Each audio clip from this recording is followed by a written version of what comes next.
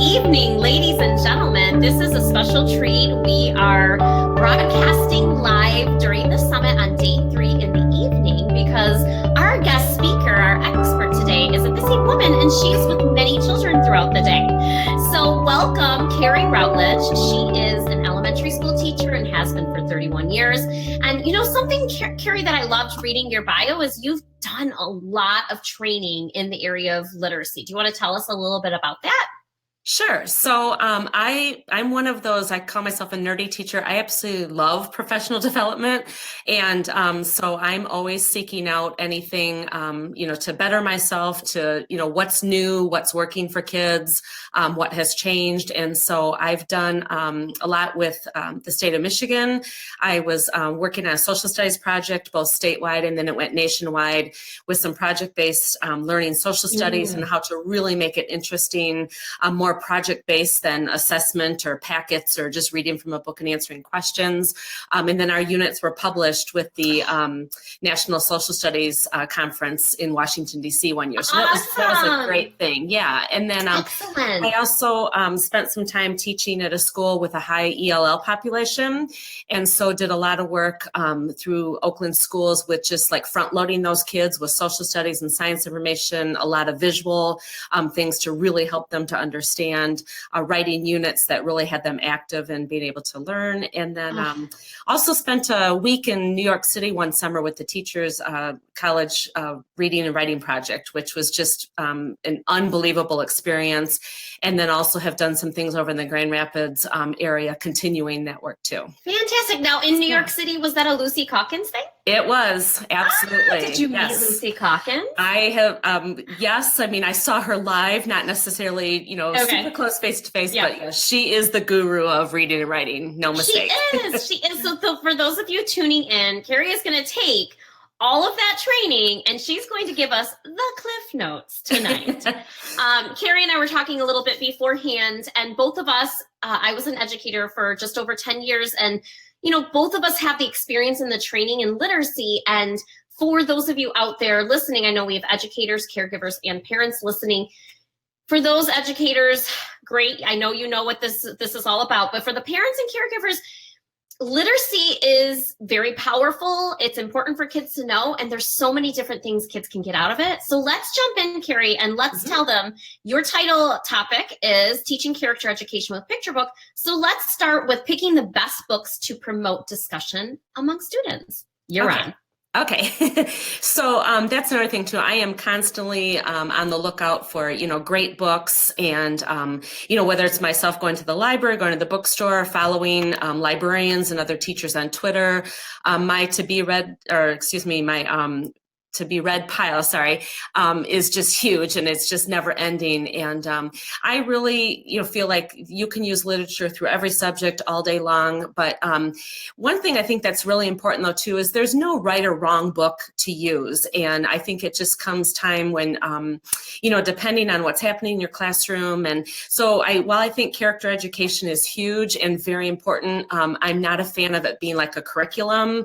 And, this is the piece that you're teaching this month and then next month, and make sure you use these books. You think it's better to happen naturally? Absolutely. And in the classroom, when there's an experience with a child, that's when you're talking about trust and honesty. And, something happens at home, you're bringing up perseverance, like that. Absolutely. Organic. Yes. And I really think that, bless you. I think that you can't plan, you can plan the book, you can plan your talking points, but really what comes out of it the most is just letting the kids talk and really having discussion and listen to them feed off of each other, respectfully agreeing, respectfully disagreeing. We tend to sit a lot of times in a circle so we can kind of make eye contact with everybody and just, really thinking through, talking through the book as opposed to my agenda or my plan for the book. So I'm a parent. It's 8 o'clock at night. My kids and I were getting ready for bed. Everybody brings a book that they want to hear. What can I do as far as discussion goes? Like, what should be my focus as a parent? So one of the things that I think you could, mimic or model from the classroom is when you're reading with them is we do a lot about stopping and thinking and reflecting so that they're not just listening to the book. It's not about just, finishing the book and like, hey, what did you like? What was your favorite part? But just really stopping and thinking, especially if you notice a particular way that a character is feeling at the time, is just, put the book down for a minute and have some discussion. And sometimes you might have to prompt them with a little starter. But another thing too that's super important is giving that wait time and just kind of planting something, in their head, laying in bed there, and just give them that time to do some thinking and then just let them start talking. Fantastic. I always describe, because for those of you tuning, if you don't know, I'm a children's book author, but I describe it to families and parents as indirect teaching. So you're not necessarily sitting down and saying, okay, children, tonight we're going to talk about trust and honesty, but you're reading a book and you're talking about the character, and the character lied, and how did the character feel after that? Oh, the character had a stomach ache. So it's an indirect lesson, which is really fantastic. So let's move on to talking about connecting what we learn in the book to real life situations. So what would be an example of that? So I think one of the things like we have been talking about where maybe somebody was using mean words in the book. And so we will talk about one of the things in my classroom is that we respect each other and we don't name names, whether it's, another name in our classroom or somebody in the school, but we try to, does anybody have a connection? Have you been in a situation like this? Have you seen something like this? And so we talk it through, and sometimes we even take the, side of the character that was maybe saying the mean words and, why do you think they were acting that way? But I think, just letting them think through, like, have you been in a situation like this, and who can share? And it's, pretty soon you've got, 27 all wanting to share their story. Everybody's got, but just really thinking through and going back and picking out those points in the book where that they can make a connection to, I've seen this happen, I've had this happen, and what are some things we can now do, with the information or what they did in the book. And I think it helps children as they go throughout their day, because something might happen and they might say, oh, we talked about that when we read that one book, and I remember what the character did. So I think there's so many different awesome points to literacy. Let's go on talking about instilling empathy and kindness in students with the use of picture books.